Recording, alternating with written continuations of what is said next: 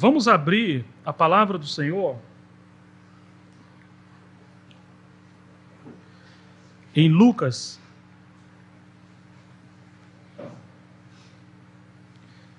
o Evangelho de Lucas,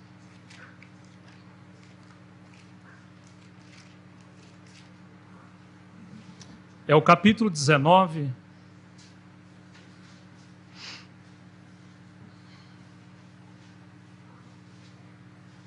o verso 41 ao 44. Lucas 19, do versículo 41 ao 44. Quando ia chegando, vendo a cidade, Jesus chorou e dizia: "Ah, se conheceras por ti mesma, ainda hoje, o que é devido à paz, mas isso está agora oculto aos teus olhos. Pois sobre ti virão dias em que os teus inimigos te cercarão de trincheiras, e por todos os lados te apertarão o cerco, e te arrasarão e aos teus filhos dentro de ti. Não deixarão em ti pedra sobre pedra, porque não conheceste a oportunidade da tua visitação." Verso 42, "Ah, se conheceras por ti mesmo, ainda hoje, o que é devido à paz, mas isso está agora oculto aos teus olhos." E o final do 44, "Porque não reconheceste a oportunidade da tua visitação." Mateus capítulo 23,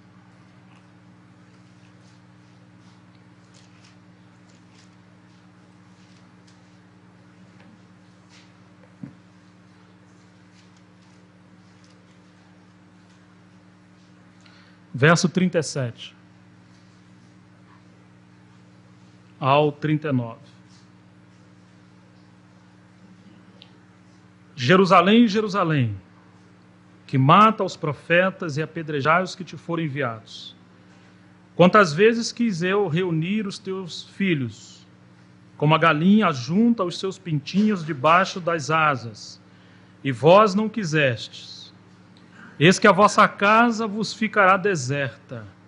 Declaro-vos, pois, que desde agora já não me vereis, até que venhais a dizer: bendito o que vem em o nome do Senhor." Tendo Jesus, eu vou avançar um pouco mais, saído do templo, ia se retirando, quando se aproximaram dele os seus discípulos para lhe mostrar as construções do templo. Ele, porém, lhes disse: "Não vedes tudo isso? Em verdade vos digo que não ficará aqui pedra sobre pedra que não seja derribada." Nós devemos atentar que essas palavras do Senhor são palavras no final do seu ministério.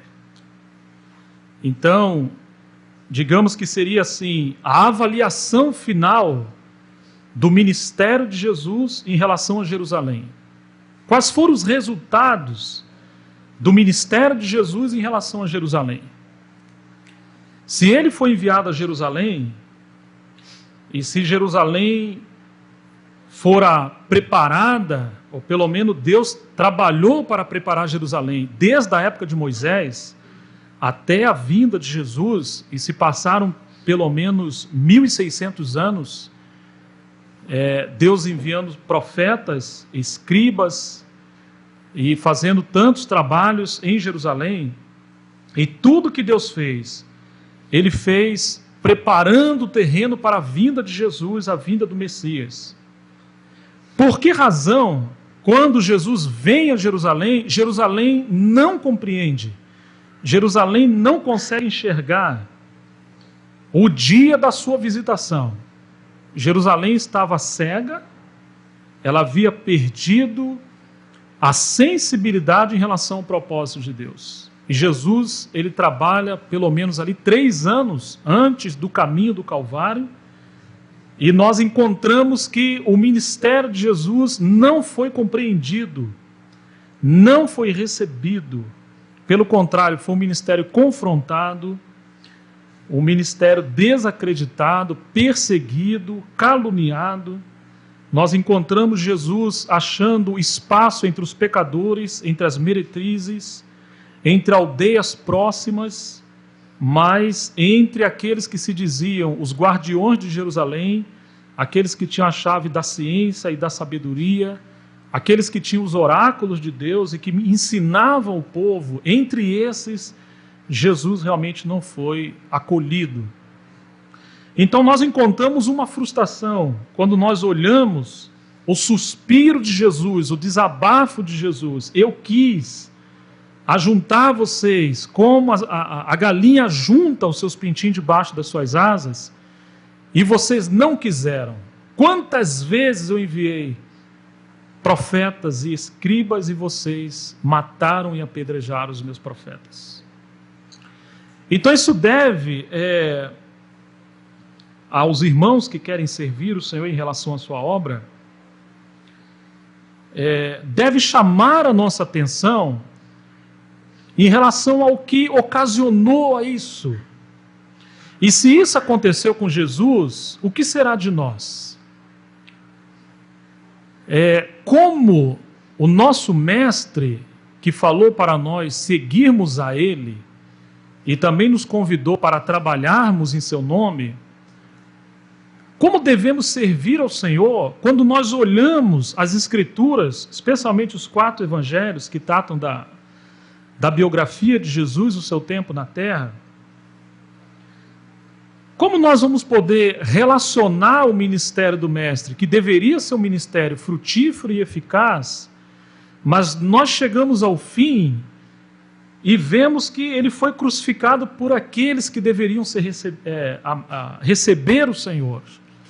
Por um lado, estão se cumprindo as profecias nesse tempo da Bíblia, que Jesus deveria ir para a cruz. Isso de fato é real.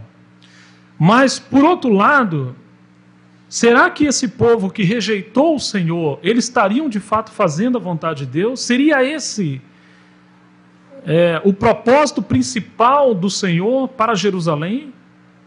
Porque quando a Bíblia fala que, como eles não reconheceram o tempo da sua visitação, a casa deles ficaria deserta, Jesus sairia de Jerusalém e entraria o tempo dos gentios, e que eles seriam perseguidos pelas nações. Haveriam calamidades, haveriam perseguições como nunca antes. Então nós vemos que o fato de Jerusalém não receber a Jesus atraiu o juízo de Deus sobre Jerusalém. Que Jesus deveria ir à cruz, isso de fato se cumpriria, mas a maneira como Jerusalém se portou com Jesus atraiu a ira de Deus sobre Jerusalém. Ora, se Jerusalém na Bíblia tipifica a igreja, se de alguma maneira ela representa o povo de Deus, nessa dispensação, onde Deus está trabalhando com Jerusalém natural, os judeus, e a igreja dos gentios, que se fundirão como um único corpo através da obra da cruz, nós devemos ter muito cuidado para também não estarmos fazendo a mesma coisa que Jerusalém fez com Jesus, ou que fez com seus profetas e com os seus mestres. Porque quando nós encontramos o desabafo de Jesus, logo em seguida começam a acontecer as perseguições. O ano 70, mesmo os jovens que estudam a história, sabe que Roma invadiu Jerusalém e destruiu Jerusalém.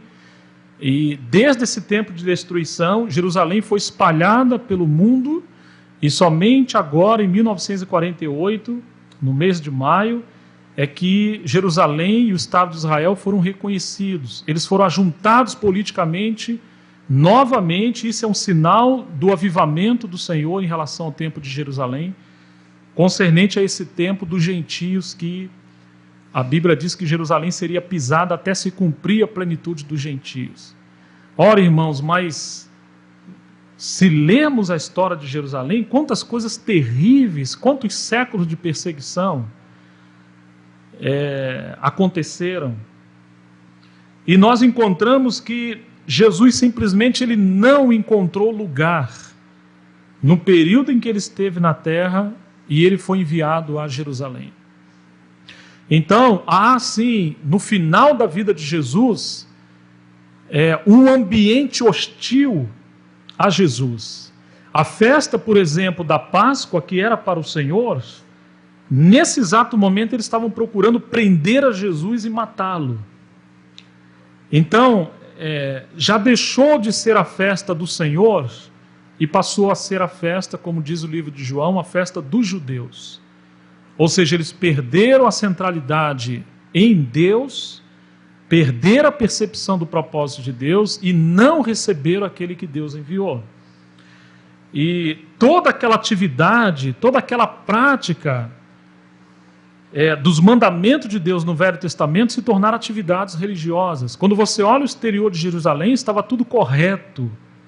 Mas quando você olha o interior de Jerusalém, especialmente do templo, havia morte, não havia realidade espiritual.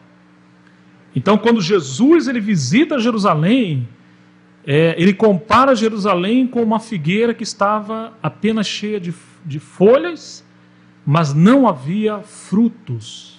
Porque Jerusalém estava politicamente, religiosamente adequada, mas espiritualmente estava apostatada, falida.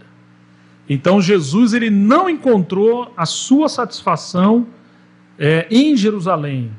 Agora, se de fato esse é o cenário, como se comportou o nosso mestre em relação a isso? Eu acho que isso deve chamar a nossa atenção.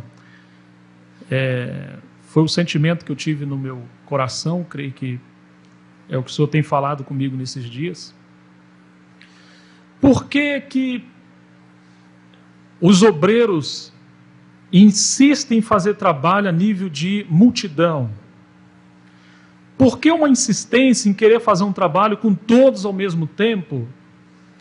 E mesmo que as coisas não vão 100%, as pessoas alimentam uma esperança de que as coisas vão dar certo. Se nós olhamos para o ministério do nosso Senhor e nós vemos que nem mesmo o nosso Senhor, ele foi eficaz com seu ministério público em relação à multidão em Jerusalém. Quando ele fazia os milagres, as pessoas seguiram a ele. Quando ele multiplicou os pães, ali estavam 5.000 homens, fora as mulheres e as crianças. Mas quando ele estava seguindo o Calvário, aquela multidão era a mesma multidão que estava clamando para crucificar a Jesus. Então isso mostra para nós que o ministério de multidão nem sempre representa eficácia, nem sempre representa prosperidade espiritual, maturidade espiritual. O que de fato representou eficácia, o que de fato representou que Deus conseguiu um terreno na terra, uma base do seu governo na terra, um caminho para ele fazer algo na terra, foi justamente através de pessoas individualmente que Jesus desenvolveu um trabalho pessoal, individual, na base do relacionamento e não na base da multidão. Assim nós começamos a ver que quando Jesus estava na terra, ele tinha por um lado um ministério amplo, que era quando ele falava à multidão, curava a multidão e dava atenção à multidão. Ele não ignorou e nem desprezou a multidão. Mas esse ministério de multidão, esse ministério público, ele não representava necessariamente o que iria perdurar depois da sua morte e ressurreição. Ou seja, os que dariam continuidade à obra do Senhor na terra, não necessariamente estava representado por aqueles que foram abençoados pelo Senhor no caráter da multidão. Então nós encontramos que além do trabalho amplo do Senhor, que abrangia toda a Palestina, nós vemos o Senhor fazendo um trabalho restrito, que foi um trabalho de relacionamento com pessoas específicas e quase sempre fora da multidão. Então, irmãos, quando Jesus desabafa o seu coração, ai de Jerusalém, quando ele fala de Jerusalém, quando ele reclama das cidades, há cidades que ele chega a dizer que se em Sodoma e Gomorra ele houvesse operado os milagres que ele operou ali, certamente Sodoma e Gomorra teria crido, e por isso haveria maior rigor no dia do juízo para essas cidades do que para Sodoma e Gomorra. Porque ele fez tantos sinais ali e mesmo assim essas cidades não creram e não se abriram para o Senhor. Então nós vemos que quando Jesus realmente revela a sua indignação, ele não está revelando a sua indignação a esse ministério restrito, a esse ministério específico em grupos menores e a pessoas individualmente. Mas ele está falando desse trabalho de multidão que ele fez em Jerusalém, na Palestina, e que não teve o resultado que ele esperava. Então, irmãos, parece que se de fato quisermos aprender com o Senhor a como não sermos destruídos pelas frustrações do nosso ministério, porque devemos ser muito coerentes que não há um ministério autêntico que não passe frustrações, e que devemos ter um pouco de suspeita de um ministério que não enfrente crise, que sempre está 100% tudo perfeito, dificilmente seria um ministério da cruz, ou trilhar as pegadas do mestre. Mas como ao mesmo tempo que somos, porventura, perseguidos, ou que as coisas não vão bem, ou que nem tudo saia de acordo com o que nós venhamos a pensar, como encontrar um lugar de descanso? Como desenvolver um ministério bem-sucedido paralelamente a esse trabalho que eu vou tomar liberdade de chamar o ministério amplo, ou a nossa esfera ampla do nosso ministério? Em outras palavras, você não deve iludir a si mesmo de que se as coisas no teu ministério não vão bem, nada vai bem. Pode ser que o Senhor quer te mostrar a você e a mim de que existem etapas no nosso ministério e que existem segredos para o nosso ministério. Ao mesmo tempo, ninguém deve ter a ambição e a vaidade de querer ser bem-sucedido com o ministério amplo de multidão e de quantidade de pessoas, e você entregar ali o descanso do seu coração, porque certamente você vai passar um tremendo susto, porque essa mesma multidão que te louva pode ser amanhã a multidão que quer te levar ao Calvário. Então você deve estar preparado para isso, não abandonar o seu ministério amplo, mas ter convicção de que o sucesso do seu ministério não se dará na amplitude do seu ministério, mas sim no ministério restrito, aonde vai achar profundidade espiritual com pessoas que de fato estão sendo trabalhadas pelo Senhor. Vamos ver aqui, em 1 Pedro, foi o assunto da conferência do ano passado, e que eu conversando com o irmão Altivi, ele até adiantou isso, que isso é muito bom a gente dar continuidade. Eu também creio que esse conselho do irmão é um conselho do Senhor, e por isso eu tomei a liberdade de avançar um pouquinho esse assunto sobre as pegadas de Jesus. 1 Pedro 2,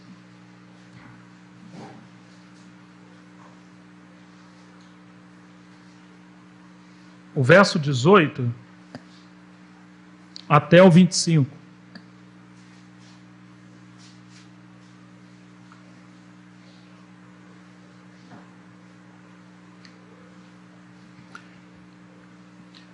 Pedro 2, 18 a 25. Servos, sede submissos com todo temor ao vosso Senhor, não somente se for bom e cordato, mas também ao perverso. Porque isto é grato, que alguém suporte tristeza, sofrendo injustamente, por motivo de sua consciência para com Deus. Pois que glória há, se pecando e sendo esbofeteados por isso, o suportais com paciência. Se, entretanto, quando praticais o bem, sois igualmente afligidos e o suportais com paciência, isso é grato a Deus, porquanto para isto mesmo fostes chamados. Pois que também Cristo sofreu em vosso lugar, deixando-vos exemplo, para seguirdes os seus passos, o qual não cometeu pecado, nem dolo algum se achou na sua boca, pois ele, quando ultrajado, não revidava com o traje.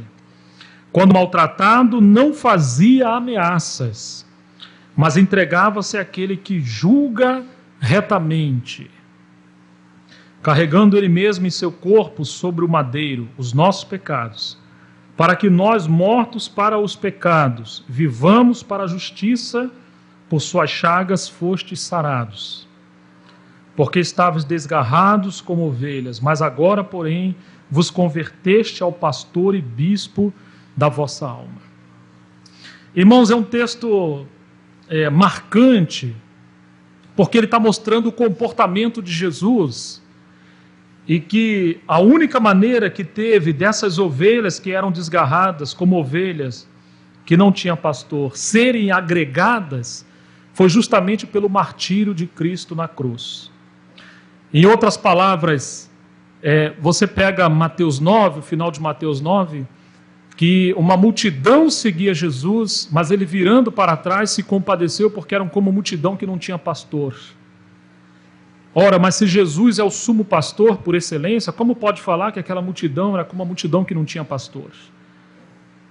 Então isso mostra que, de fato, Jesus não conseguiu fazer esse trabalho de pastoreamento com a multidão, mas ele pede aos discípulos que roguem ao Senhor da seara que envie trabalhadores à sua seara, porque o trabalho de multidão de Jesus não estava sendo eficaz. Porque, de fato, o encargo de pastor não é um trabalho para a multidão, não é do púlpito que se apacenta o rebanho, é do púlpito que se ensina, que se ministra, mas o apacentamento não se dá necessariamente ao púlpito. Do púlpito você pode até ter um caráter de apacentamento no tocante à generalidade, de tocar todo mundo ao mesmo tempo. Mas no tocante ao apacentamento mais restrito, foi aquilo que ele começou a fazer com os 12 e depois fez com outras pessoas individualmente. E essas pessoas, sim, se tornaram o sucesso da continuidade do ministério de Jesus. Mas nessa passagem, ele está falando o seguinte, o verso 21.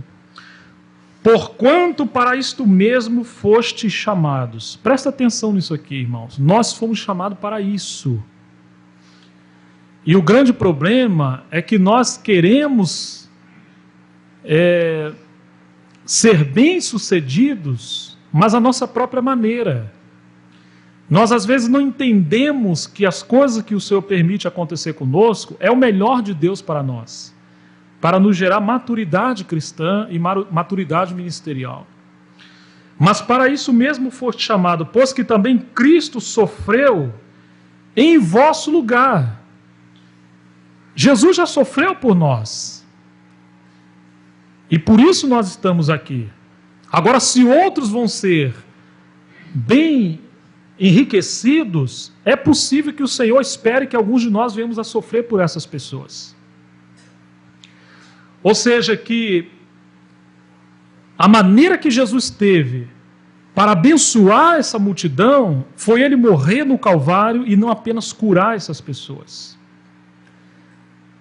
A maneira que ele teve de trabalhar com essa multidão que ignorou o seu ministério foi ele morrer no Calvário e deixar que aqueles que foram treinados individualmente por ele levassem adiante o seu ministério. Quando Jesus tentou trabalhar com a multidão, enquanto ele repartia o pão e curava as feridas, ele foi aplaudido. Mas quando ele começa a falar da mensagem da cruz, do seguir ao Senhor e abandonar tudo, das implicações do reino de Deus, do abandonar a religiosidade, os postos, e de repartir tudo que tinha aos pobres, ele foi então rejeitado. Nós só encontramos os sacerdotes começando a receber a fé em Atos capítulo 6, através do ministério de Pedro, João e os demais, quando houve abundância da graça de Deus no ministério da palavra, e pelo testemunho das pessoas que individualmente foram trabalhadas por Jesus nesse tempo aqui, começou a florescer ali em Jerusalém no dia de Pentecoste. Quando a igreja ali surgiu, começando no cenáculo com 120 pessoas, não com aquela grande multidão, e depois veio o ministério de Pedro, aí sim, quando os sacerdotes viram que o ministério desses apóstolos que davam testemunho da ressurreição de Jesus era eficaz, então esses sacerdotes também creram. Alguns deles, ou boa parte deles, creram no Senhor. Mas isso foi depois da cruz e da ressurreição do Senhor. É muito misterioso que as coisas no ministério do Senhor foram dessas maneiras, que nós estamos tentando colocar em palavras. Ele veio para o seu povo e o seu povo não recebeu. Mas ele teve que contar com meretrizes, com pescadores, com pessoas de baixo escalão da sociedade, que não eram sábios segundo a lei.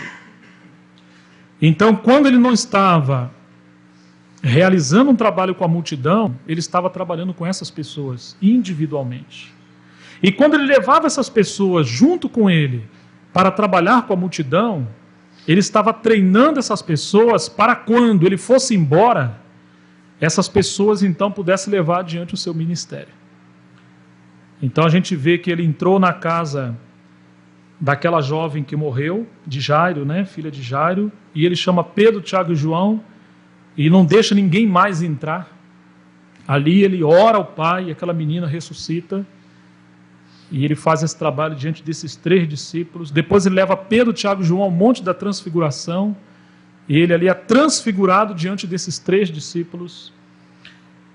Depois, no jardim de Getsêmani, ele leva também os seus 12 discípulos para orar com ele. Depois ele chama mais à parte Pedro, Tiago e João, sempre fazendo um trabalho muito íntimo com essas pessoas. Ele gastava bastante tempo com esse relacionamento mais íntimo com aqueles que de fato havia um toque especial de Deus, havia um chamamento especial de Deus.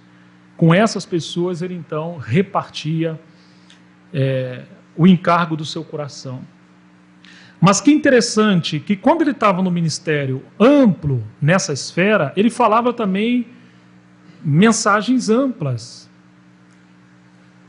Mas ele só abria o seu coração, o segredo do seu coração, quando ele estava individualmente com essas pessoas.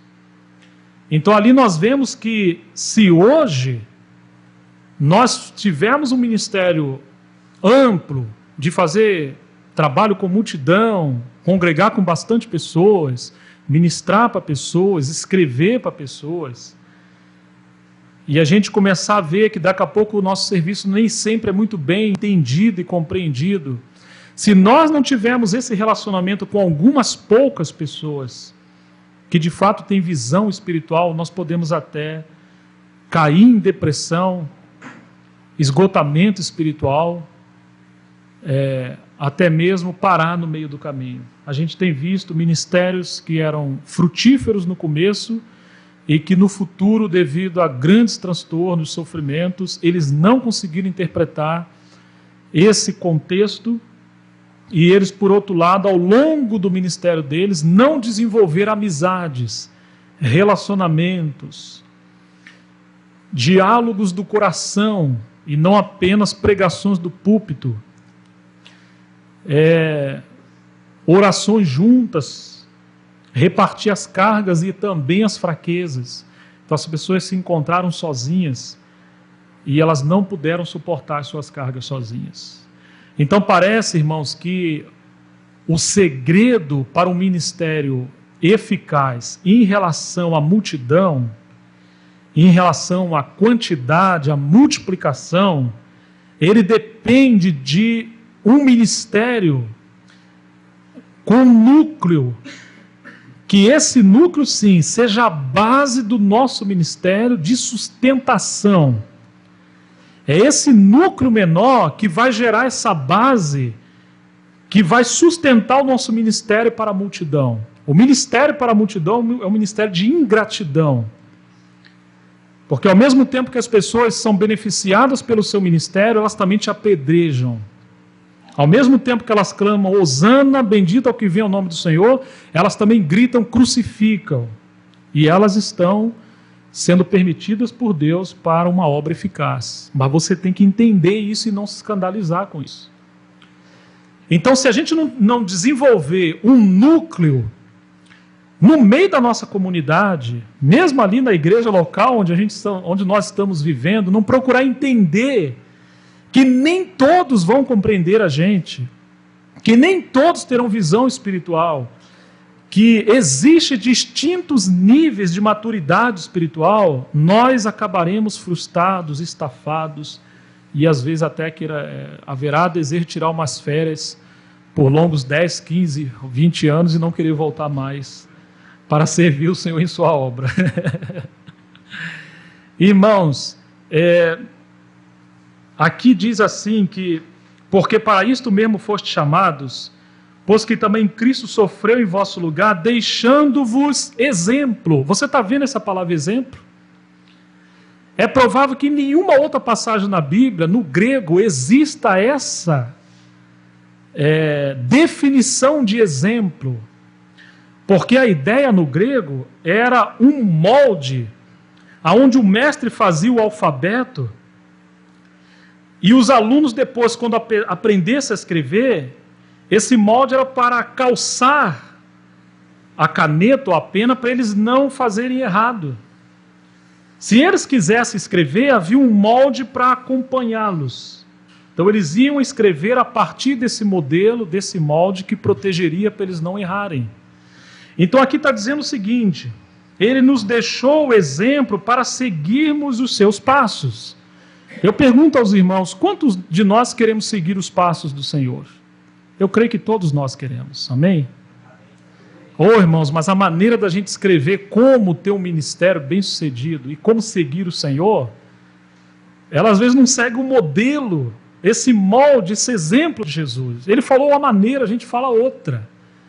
O nosso comportamento é completamente distinto do comportamento do cordeiro que não abriu a sua boca. E como ovelha muda, ele aceitou ir ao Calvário.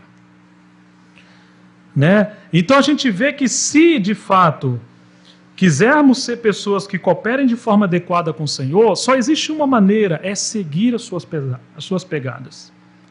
Nós vamos ter que ser garimpeiros e garimpar na palavra para descobrir o segredo de Jesus, encontrar as pegadas do Senhor, essas pérolas, e procurar acompanhar o Senhor. Mas quando você tenta fazer isso, você vai encontrar que tem exemplo. Ele te deixou um modelo, ele te deixou ferramentas para que a sua busca também não seja a sua própria maneira, mas a maneira do Senhor.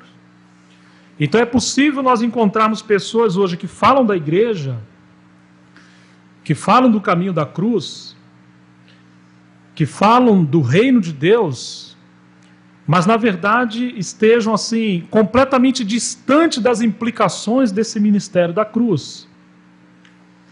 Porque você parar para querer, às vezes, gastar tempo com uma pessoa, com duas pessoas, com uma casa, com algumas famílias, você tem que estar despojado de vaidade, de pretensão.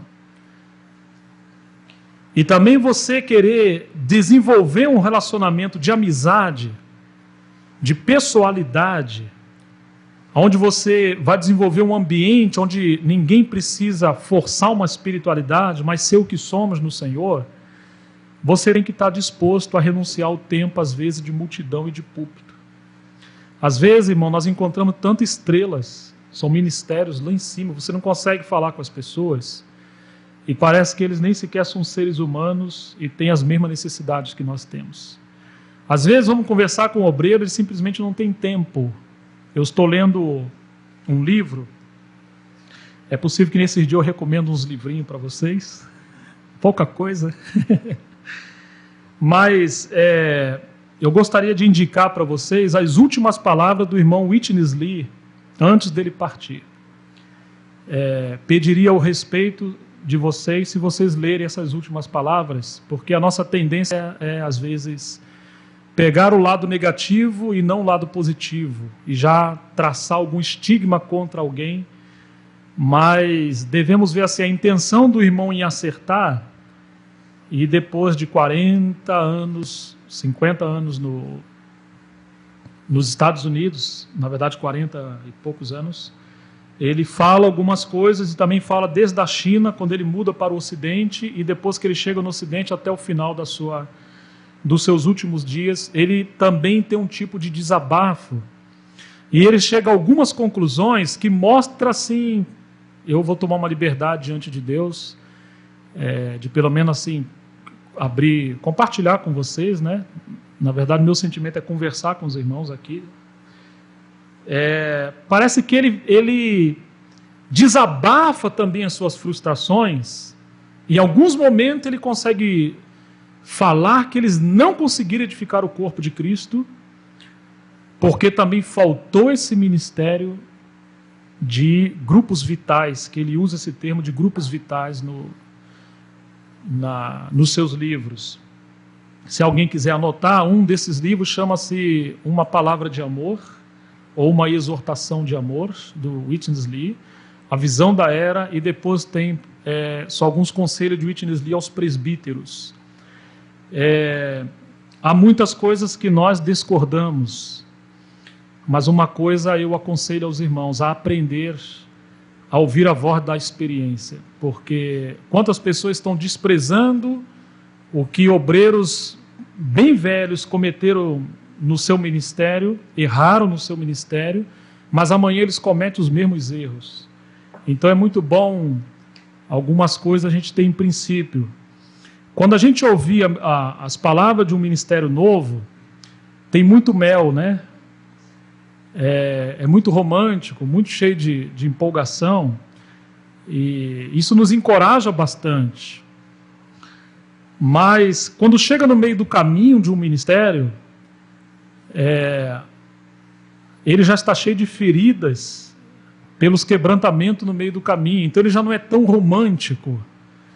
Às vezes ele é duro e tem mais ácido do que mel, né? Mas quando você chega no final desse ministério, nós vamos encontrar algumas pérolas ali, alguns ouros no seu ministério, apesar, mesmo que houverem bastante erro, mas nós devemos aprender a ouvir a voz dos mais velhos. Ler os livros, quando você lê um livro, procura saber em que estágio essa pessoa está no seu ministério. Se ela está na sua etapa juvenil, quando ela começa o seu ministério, ela está escrevendo aquilo. Se ela está na metade do caminho do seu ministério, ou se essas palavras são o resultado de um ministério de longos anos que já está no seu fim. E você vai ver que é possível que no final do seu ministério, ele faça muitas correções do que ele falou no início do seu ministério. Então, quando você, por exemplo, lê as obras do Atmani, procure ler as obras do final do seu ministério. Não que as primeiras sejam ruins, mas a gente vai encontrar uma diferença muito grande. Então o Senhor está falando para nós que Ele nos deixou exemplo para seguirmos os seus passos. Se você for seguir os passos do Senhor, você também vai encontrar pelo menos 3 etapas no ministério de Jesus. E você vai encontrar também 3 etapas no ministério de Paulo, no ministério de Moisés e no ministério de outros obreiros ao longo da Bíblia. Quem de nós não lembraria o ministério de Moisés? Quando ele esteve 40 anos no Egito, eu acho que todos nós lembramos disso. Quando ele estava ali no Egito, certa vez veio ao coração dele que ele foi chamado, né, para ser um líder entre o povo de Deus, e ele vendo o egípcio lutando com um hebreu, ele foi apartar a luta. Vocês lembram o que aconteceu quando ele foi apartar? Quem lembra o que aconteceu? Ele matou, mas ele foi brigar com o egípcio? Não, ele foi apartar, mas esse é a etapa juvenil do ministério de Moisés. E isso também, às vezes, representa a nossa etapa. Nós matamos muito mais as pessoas do que gerarmos vida nas pessoas. Então, agora, você tem a segunda etapa do ministério de Moisés, que é quando ele vai para o deserto. Mas você falar que é um ministério, porque agora Moisés estava sendo despojado pelo Senhor durante os seus 40 anos ali do deserto. E depois desses 40 anos, ele então vai ser enviado de novo de volta ao Egito para ser o libertador. No começo juvenil, quando Deus não enviou, ele quis ir e ele mata. Mas depois dos 40 anos que ele passa essa segunda etapa do ministério dele, agora Deus está enviando. E ele quer ir? Não, ele não quer ir. Você já passou um pouquinho por esse sentimento? Eu acho que eu vou parar, eu não estou querendo mais esse negócio, não. Dá aquela angústia, né? E parece que é ali que começa, de fato, o nosso ministério de gerar vida, né? Aí sim, Moisés agora ele vai. Mas se você lembrar bem, irmãos, quando Moisés está indo, depois que Deus insiste com ele está indo no caminho, o Senhor encontra ele no meio do caminho e quer matar Moisés. Vocês lembram disso? Parece que são dois deuses, né? Um é o diabo e o outro é o Senhor, porque um envia e o outro para no meio do caminho e diz que vai matar ele se não circuncidar o seu filho. Mas não era o diabo, era o próprio Senhor. Porque se mesmo depois dos 40 anos ele vai servir o Senhor, ele deveria circuncidar o seu filho, e isso representa o aspecto da carne. Não é porque passou tanto tempo de despojamento que tem ainda liberdade de fazer algumas coisas em seu próprio nome ou da sua própria maneira. Não, o Senhor sempre vai nos encontrar no meio do caminho com juízo e vai querer matar aquelas coisas na nossa vida que representam carne. Então, aí Moisés, então, ele segue de volta para o Egito. Irmãos, a gente vê que o Senhor tem os seus caminhos, né? E quanto antes a gente aprender essas pegadas de Jesus, a gente vai evitar muito sofrimento para nós e para aquelas pessoas também que estão ao nosso redor. Porque na nossa empolgação, nós temos uma tendência muito forte de querer controlar a obra de Deus, de querer fazer as coisas na obra de Deus de uma maneira muito rápida, muito própria, muito singular, como se nós fôssemos os únicos.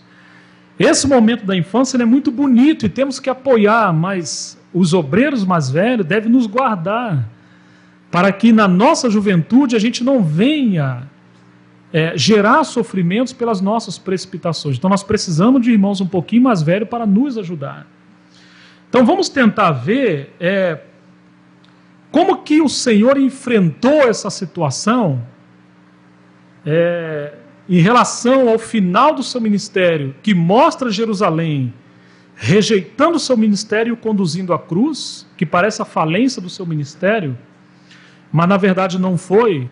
O Senhor preparou algo nesse aspecto que eu estou chamando de um ministério restrito e que todos nós, mais cedo ou mais tarde, reconheceremos que o Senhor também te deu essas duas etapas para o seu ministério, um ministério restrito e um ministério amplo.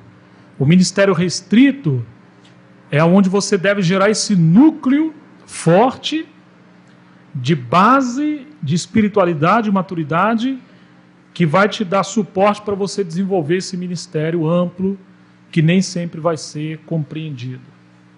Lá você vai falar sobre a obra de Deus, nesse ministério amplo, mas nesse núcleo você vai repartir os segredos do seu próprio coração.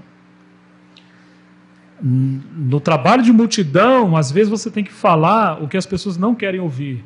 Você tem que sair com dor no coração, porque as pessoas não querem ouvir, às vezes, tudo que você tem que falar. Então você tem quase que dar leite para as pessoas e quase obrigar as pessoas a ver algumas coisas da palavra, porque não são aquelas pessoas que estão querendo ou inicialmente foram trabalhadas para uma vida mais sólida com Deus. Então sempre vai haver essa diferença. O seu descanso sempre vai estar no núcleo e o seu cansaço e fadiga sempre vai estar junto com a multidão. As pedras normalmente vêm lá da multidão. Então vamos dar uma olhada.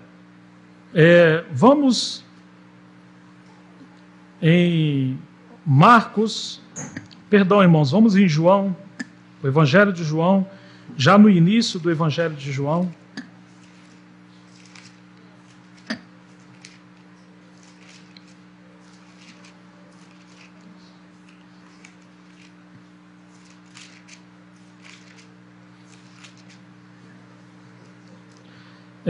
Capítulo 1, verso 35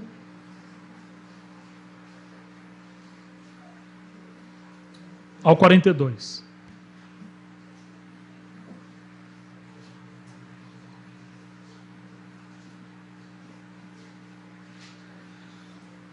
No dia seguinte, estava João outra vez na companhia de 2 dos seus discípulos. E vendo Jesus passar, disse: Eis o Cordeiro de Deus. Os 2 discípulos, ouvindo dizer isto, seguiram Jesus. E Jesus, voltando-se e vendo que o seguiam, disse-lhes: Que buscais? Disseram-lhe: Rabi, que quer dizer mestre, onde moras? Ou onde você assiste? Respondeu-lhes: Vinde e vede. Foram, pois, e viram onde Jesus estava morando. E ficaram com ele aquele dia, sendo mais ou menos a hora 10ª. Era André, o irmão de Simão Pedro, um dos 2 que tinham ouvido o testemunho de João e seguiu Jesus. Ele chamou primeiro o seu próprio irmão Simão, a quem disse: Achamos o mestre, que quer dizer o Cristo.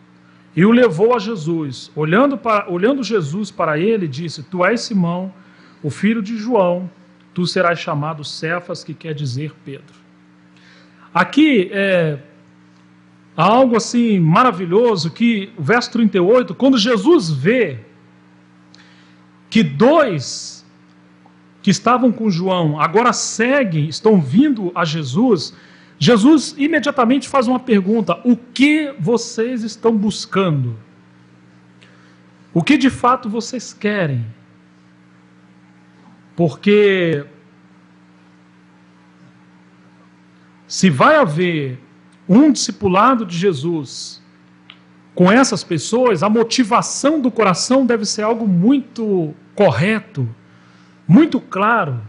Se nós também, irmãos, esperamos que o Senhor vai seguir trabalhando conosco, essa deve ser a pergunta para nós: que buscais? O que é que vocês estão querendo? Se queremos um grande templo, se queremos um grande movimento, e aquele templo seria derrubado depois, não era isso que Jesus estava trazendo. Se quiserem um grande movimento, Jesus também não estava fazendo isso. O que vocês estão buscando? Por que vocês estão vindo aqui? Então hoje, essa deve ser também uma pergunta de início para nós. Irmãos, o que nós estamos fazendo aqui? Nós viemos receber mais conhecimento? Viemos descobrir alguma maneira de como ser bem sucedido em curto tempo? Multiplicar os nossos números de membros, encontrar alguns atalhos que evite o sofrimento? O que nós estamos buscando? E eles disseram uma resposta maravilhosa: Mestre. Eles reconheceram que Jesus era o mestre que havia de vir. Onde você está morando? Então eles não estavam preocupados com a obra do Senhor. Eles estavam preocupados com o Senhor. Eles não estavam preocupados onde Jesus estava pregando e curando. Eles estavam preocupados onde Jesus estava descansando. Onde Jesus relaxava. Irmãos, infelizmente, as pessoas estão procurando muito mais a obra do Senhor do que o próprio Senhor. Não que seja errado querer conhecer a obra do Senhor, mas não existe a obra do Senhor sem o Senhor. E não existe como fazer a obra do Senhor sem relacionamento íntimo com o Senhor. Então hoje nós devemos primeiramente saber onde o Senhor se esconde, onde o Senhor descansa, onde está o prazer do Senhor, onde está o seu contentamento, porque com a multidão está o seu cansaço. Onde você mora? Respondeu-lhes: vinde e vede. Mas ele não fala, João não está falando aqui para nós, que lugar é esse? E se você também quiser saber, você também vai ter que garimpar essas pegadas do Senhor. Eu não sei se alguém aqui já foi caçar e você tem que procurar descobrir as pegadas do animal que você está correndo atrás. Você tem que usar cães farejadores para tentar encontrar ali aonde está aquele animal que você está procurando. Não é muito fácil, mas existem maneiras. E parece que Jesus fez exatamente isso. Ele não abriu os seus segredos para todo mundo. No livro de João, especialmente João, há muitos segredos em relação a isso. Se Deus tiver misericórdia, nós vamos procurar também farejar, né? E tentar encontrar. Mas ele não fala muito claramente. Está entre linhas, né? Mas nós vamos ver que, depois que a gente vê que está muito claro. E que ali estava o seu descanso, e que todo o sucesso do ministério de Jesus dependeu desse núcleo que ele desenvolveu depois. Mas ele diz: vinde e vede. Foram, pois, e viram onde Jesus estava morando. E ficaram com ele aquele dia, sendo mais ou menos a hora 10ª. Então, irmãos, eles não procuraram saber inicialmente a obra de Deus, mas eles procuraram saber primeiramente a pessoa do Senhor. Às vezes há esse sentimento. As pessoas não estão querendo comunhão com você. Quando elas são pessoas de multidão, elas estão procurando o teu ministério. O que esse irmão ou essa irmã tem para beneficiar a nossa localidade? Mas isso não gera relacionamento, isso não gera amizade, isso não gera comunhão. Então, se amanhã discordarem do seu ministério, você como pessoa não vale nada. Por isso que o verdadeiro ministério, ele deve ser desenvolvido na base do companheirismo com os outros companheiros. Dificilmente, irmãos, haverá durabilidade no ministério colegiado quando a base é a obra de Deus apenas, e não o relacionamento entre obreiros, como também ovelhas do Senhor, que precisam de apacentamento, que precisam de comunhão, que precisam orar junto, e precisam conhecer a especialidade de cada um. O que Deus de forma especial deu para cada um, que nem sempre dá para todo mundo, como nós vamos nos relacionar com isso, para que essas diferenças de chamamento não gere transtorno, mas sim gere essa engrenagem do quebra-cabeça, e então nós vamos poder servir a multidão com muita alegria, com muito contentamento. Mas quando a base do serviço é a obra e não o relacionamento pessoal, não haverá durabilidade, porque virão as crises, e as crises elas só podem ser suportadas se nós desenvolvemos esse núcleo de relacionamento profundo, onde a cruz também opera entre nós. Normalmente, irmãos, relacionamento na base da obra, a cruz não está no meio disso. Enquanto você fala o que o outro concorda, então essa é a base do sucesso dessa equipe. Pode-se caminhar juntos, mas se houver, por algum motivo, algumas diferenças, e às vezes as pessoas viram um pouco mais do que nós, a tendência é não caminhar junto. Então isso revela que não há maturidade espiritual. mas existe empolgação em relação ao trabalho da obra. Então, antes de tentar avançar para um trabalho da obra com vários irmãos, procure partir primeiro do relacionamento íntimo. E se houver de fato um núcleo que está crescendo pela obra do Espírito Santo, aí você pode ter um pouco mais de liberdade para você abrir e cooperar. Isso eu acho que vai começar a evitar problemas para você. Irmãos, essa pergunta, o que você está buscando? E essa resposta, onde você mora, eu não quero saber tanto como é que está lá o seu trabalho, eu quero saber de você, como é que está você? Como é que está o teu coração, o teu casamento, a tua família? Você está passando problemas? Eu posso ser útil a alguma coisa a você? Podemos orar juntos? Lembro do meu velho Zé João, né? Que boa parte dos irmãos aqui conhece. Ele normalmente mostrava para nós que para chorar e carregar as cargas ele servia. Ele não era um irmão de púlpito, mas dificilmente você encontrará um obreiro com o peso que aquele irmão tinha. Quase todos que viajaram com o Zé João reconheciam que o motivo de Deus estar abençoando tanto o ministério da palavra, quando o Zé João estava junto, é porque enquanto muitos irmãos estavam dormindo, aquele irmão passava a madrugada orando. Enquanto alguns estavam comendo, ele estava jejuando. Enquanto alguém estava pregando, ele estava... Alguns pensavam que ele estava dormindo, né? Mas não era, ele estava intercedendo. E esse irmão era aquele que normalmente ajudava os presbíteros e ajudava os irmãos que tinham encargo pela obra. Não ajudava tanto em relação ao ministério da palavra, mas ajudava tanto em relação a conselhos de vida prática. Então, ele revelava assim, a questão da paternidade, que hoje a gente sente tanta falta, ou que é algo que Deus está fazendo, mas nós encontramos muito mais irmãos que querem ser mestres do que irmãos que querem ser pai.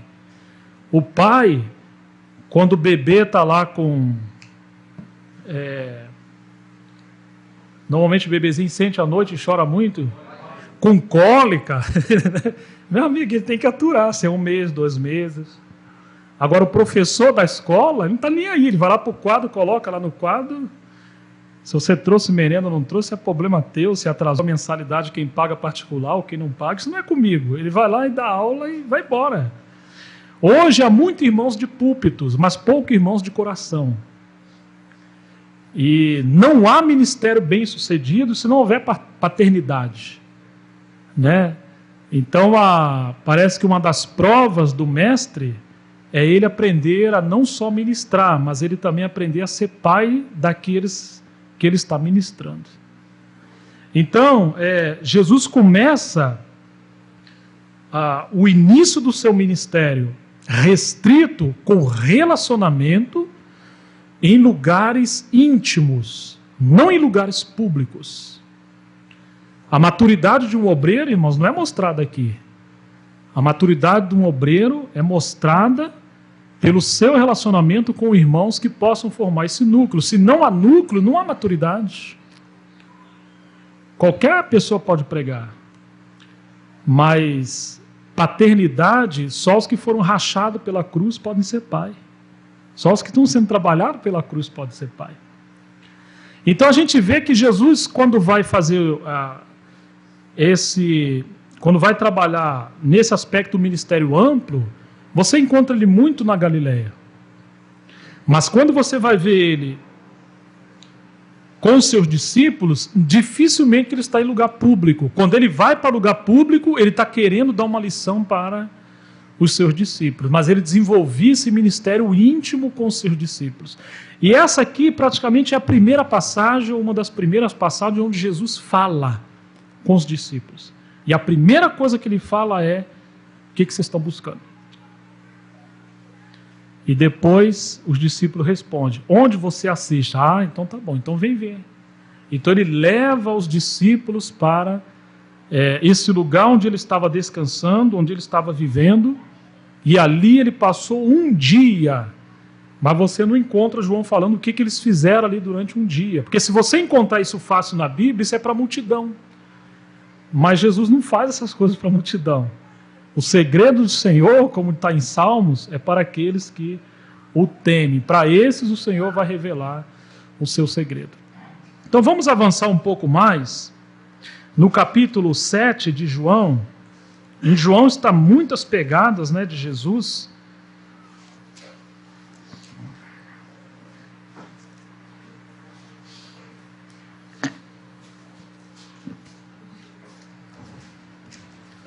João 7, o verso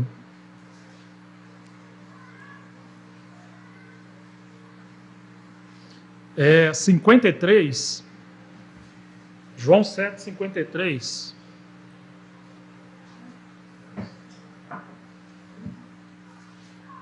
E depois vamos partir para João 8. E cada um foi para a sua casa. Jesus, entretanto, foi para o Monte das Oliveiras.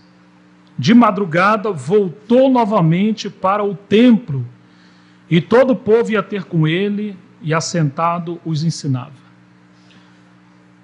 É aquilo que eu falei, irmão, são detalhinhos que a gente tem que parar e, sabe, entender que o Espírito Santo não deixou nada na Bíblia por acaso, né? Cada um foi para a sua casa. Jesus, entretanto, foi para o Monte das Oliveiras. Ou seja, se cada um foi para a sua casa, por que Jesus não foi para a sua? Porque ele não tinha casa em Jerusalém. Eles foram para casa descansar, mas Jesus não tinha descanso em Jerusalém. Então ele vai para o Monte das Oliveiras. E de madrugada ele voltou novamente para o templo. Então isso mostra para nós que o final da vida de Jesus, o final do seu ministério, foi um tempo intenso de trabalho em Jerusalém, mas ao mesmo tempo intenso também a perseguição que ele sofreu em Jerusalém. Então ele não podia descansar em Jerusalém, por isso ele saía de Jerusalém para pernoitar, para descansar em outro lugar, e depois pela manhã, o verso 2, de madrugada, ele voltou novamente para o templo. E todo o povo ia ter com ele, e assentado os ensinava. Olha, irmãos, aqui tem algo maravilhoso para nós. Inclusive eu caí na bobagem, né, de um dia ler isso aqui numa reunião lá em casa, né, que já passou, a reunião era até 9h30, eram às 11 horas, ninguém embora, era dia de semana. Eu falei, irmãos, eu tenho uma palavra para vocês. Aí abri, João 7,53. Eu falei, cada um foi para a sua casa. Aí fechei a Bíblia e sentei, eles pararam, foi todo mundo embora. Eles entenderam, riram, né? Mas depois, agora quando temos reuniões dia de semana, ele já serve o lanchinho. Se você demorar um pouquinho, mas já pega a Bíblia. Irmão, João 7,53. Não pode demorar mais. Mas é realmente isso, irmãos. Jesus, enquanto todos foram para a sua casa, ele não tinha casa. Mestre, aonde você assiste? Porque nós não estamos achando a sua casa aqui em Jerusalém. Então ali mostra que Jerusalém não era o lugar de intimidade de Jesus, mas ele sobe para o Monte das Oliveiras, de madrugada ele volta novamente para o templo. Mas será que ele dormia no Monte das Oliveiras? Onde ficava o Monte das Oliveiras?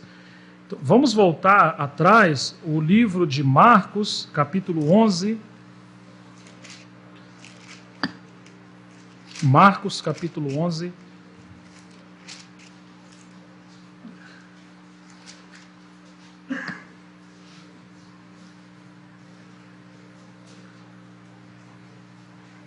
Verso 11.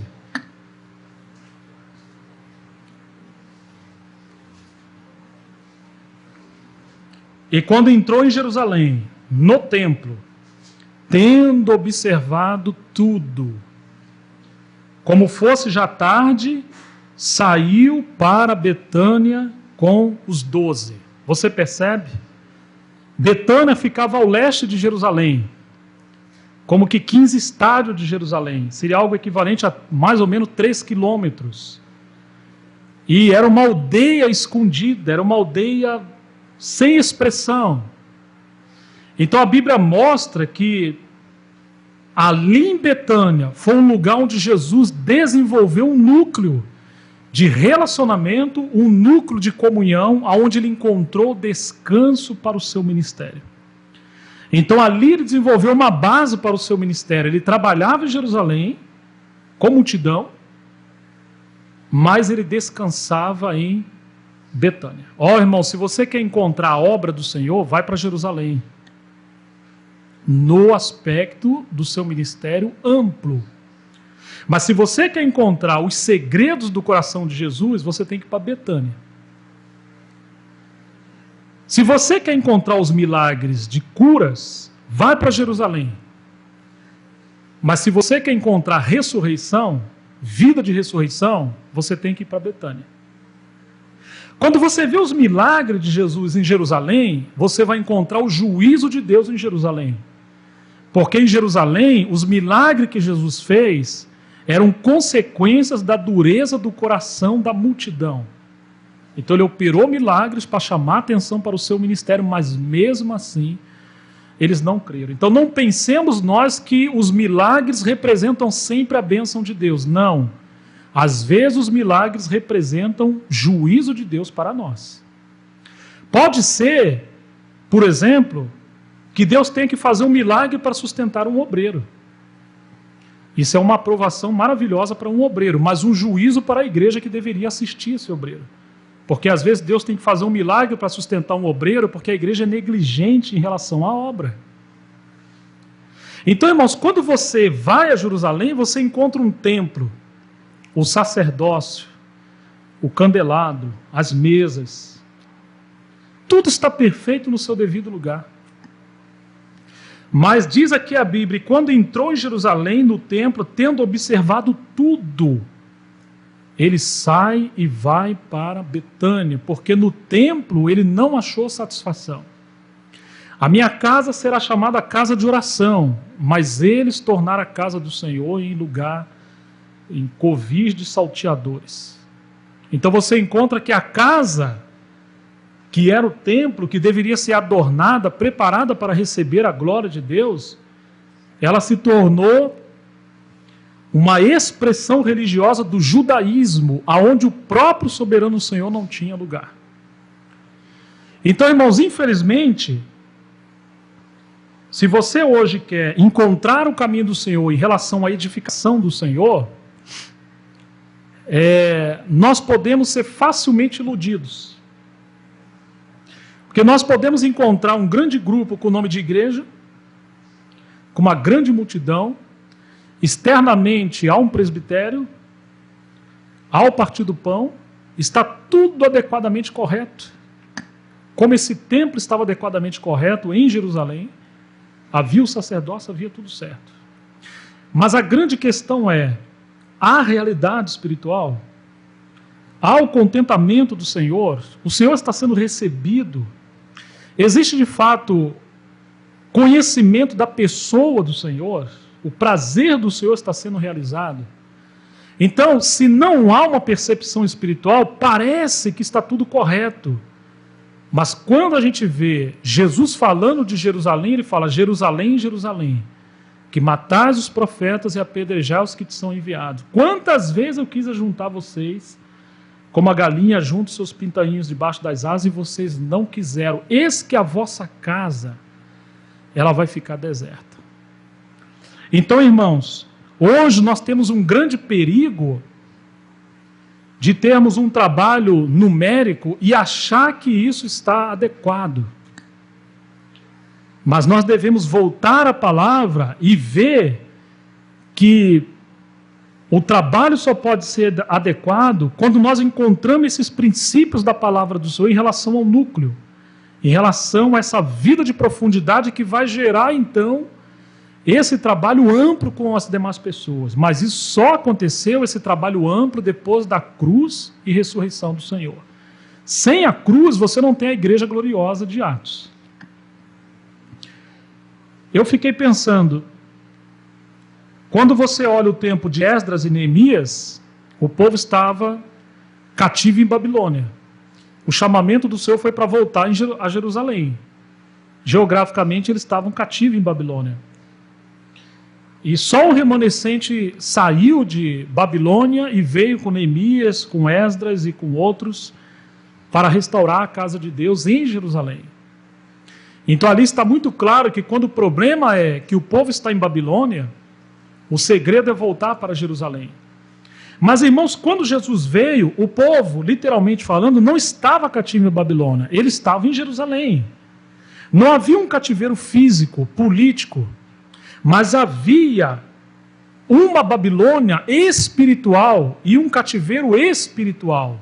Ou seja, aquela Babilônia, na época de Daniel, era geográfica e física, mas na época de Jesus, a própria Jerusalém se tornou, em certo sentido, uma expressão de Babilônia. Porque eles haviam abandonado a sensibilidade, a percepção do propósito de Deus, e havia muita confusão na época de Jesus. Então a pergunta que devemos fazer é: se na época de Esdras e Neemias o povo está cativo, você tem que trazer a Jerusalém. Isso não é difícil ver. Nos nossos dias também, quando você encontra Babilônia descarada, com todos os indícios de que é um contexto babilônico, não é tão difícil ajudar as pessoas. Mas, irmãos, o que fazer quando as pessoas que dizem que saíram de Babilônia e vieram para o testemunho do Senhor, ou para Jerusalém, eles perderam essa vida que seria a realidade espiritual. E agora esse testemunho se tornou apenas uma casca, se tornou apenas uma aparência de que é Jerusalém celestial, mas na verdade não é. Você percebe que é muito mais sutil? Porque se você olha aqui, você vai encontrar que estava tudo no lugar. É sutil porque o que faltou ali, quando Jesus compara Jerusalém com a figueira, é que não havia frutos, havia muitas folhas. Então é possível ter tudo adequado, mas não ter fruto espiritual. Irmãos, quando isso acontece, a situação é muito terrível, porque Jesus não conseguiu reverter a situação. Isso mostra para nós que nós também estamos em dias perigosos. É possível que aquilo que a gente chama de igreja, na verdade não seja igreja. E aquilo que nós achamos que não é, seja em expressão. Betânia era um lugar totalmente inadequado para o Senhor desenvolver um trabalho profundo ali. Jerusalém era o lugar adequado. Mas do ponto de vista celestial, Betânia foi o lugar mais adequado para Jesus desenvolver um ministério profundo ali, que ia sustentar a continuação do seu ministério depois da sua morte e ressurreição. Enquanto que o que aconteceu com Jerusalém foi que o templo foi destruído, Jerusalém foi perseguida e os judeus se dispersaram por todas as nações. E não houve continuidade. Então você pode ver, irmãos, esse paralelo e começar a ver um pouquinho do comportamento ministerial do Senhor. Ele não pôde restaurar Jerusalém, mas ele pôde criar um trabalho estratégico para, através desse trabalho estratégico, que a gente está chamando ministério restrito ou núcleo, ele atingir Jerusalém. Não é que o Senhor abandonou Jerusalém, não, o seu propósito é com Jerusalém, e o seu propósito hoje é com a igreja. Mas nem sempre é possível fazer um trabalho com toda a igreja, e mais sutil e perigoso se torna quando as pessoas que falam que saíram de Babilônia e vieram para Jerusalém, elas se tornam a Babilônia espiritualmente falando. Ou seja, que é possível falar da vida da igreja, mas está tão corrompido espiritualmente como aqueles que estavam no tempo de Babilônia. Então hoje, o tempo é muito sutil e nós precisamos conhecer um pouquinho do comportamento do Senhor para também não cairmos nesses enganos.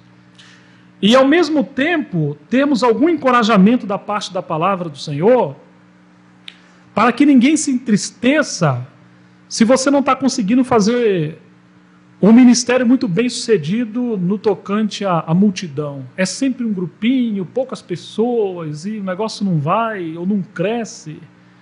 Irmãos, pode ser que isso que você está falando seja exatamente o que o Senhor tentou fazer na sua época, e ele não conseguiu em Jerusalém, mas ele conseguiu fazer em Betânia.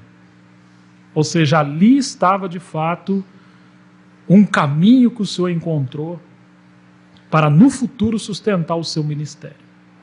Então preste atenção, irmãos, que o verso 11, quando Jesus entra em Jerusalém, no templo, tendo observado tudo, e como fosse já tarde, ele saiu para a Babilônia com os 12. Verso 12, no dia seguinte, quando saíram de Betânia, ele voltando para Jerusalém, ele teve fome. Então você vai encontrar isso. Ele trabalhava em Jerusalém, mas ele voltava para Betânia. Graças a Deus, irmãos, que o nosso Senhor teve uma Betânia. Agora você imagine se ele não tivesse?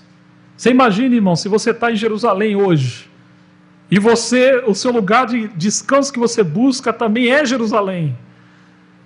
Alguém já viu um livro chamado Esgotamento Espiritual, de Michael Smith? Pois é, isso é Jerusalém que se torna Babilônia e acha que está tudo correto. Você acaba entrando debaixo de uma tortura de Satanás, de opressão, de estresse, e você pode ser alguém acabado no futuro se você não edificar a sua Betânia. Não é abandonar Jerusalém, mas é você entender que você tem um chamamento restrito e um chamamento amplo.